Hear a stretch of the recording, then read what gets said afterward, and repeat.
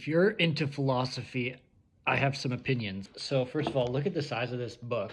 Like, no one's ever going to read all that Theory and Criticism, Norton Anthology. That's a lot of philosophy.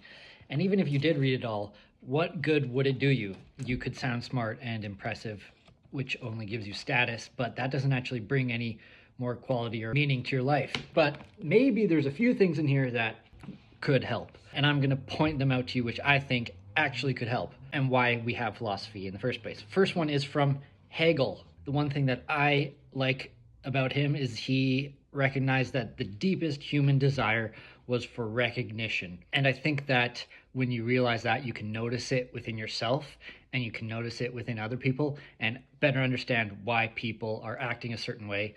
And you can also recognize that getting recognition might not actually bring you anything worthwhile. So catching it before it takes over your life, the need for approval, that is. So that's number one. Number two is by Longinus and his essay on sublimity. What the heck is sublimity? I think some other philosophers have talked about this too, and it's basically this state of transcendence where you are completely sublime. Another word for it might be nirvana when you're talking in Buddhist terms. So yeah, nirvana, sublimity would be the philosophical term of nirvana. In Christianity, it might be the kingdom of heaven.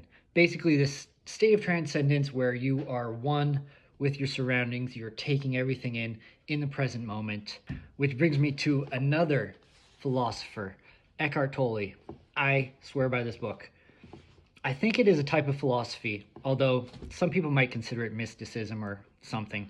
But what I think he does is that he blends religious teachings and comes at it through a philosophical lens to give you some sort of solid framework to go about your life and have a perspective that relieves you from inner turmoil and overthinking and anxiety.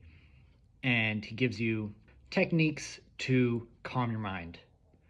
So that's why I think philosophy is good to an extent.